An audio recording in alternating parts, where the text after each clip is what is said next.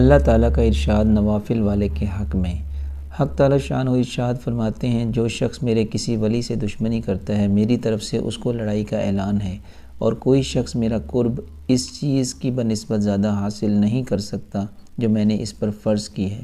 یعنی سب سے زیادہ قرب و نزدیکی مجھ سے فرائض کے ادا کرنے سے حاصل ہوتی ہے، اور نوافل کی وجہ سے بندہ مجھ سے قریب ہوتا رہتا ہے، یہاں تک کہ میں اس کو اپنا محبوب بنا لیتا ہوں، تو پھر میں اس کا کان بن جاتا ہوں جس سے سنے، اور اس کی آنکھ بن جاتا ہوں جس سے وہ دیکھے، اور اس کا ہاتھ بن جاتا ہوں جس سے وہ کسی چیز کو پکڑے، اور اس کا پاؤں بن جاتا ہوں جس سے وہ چلے۔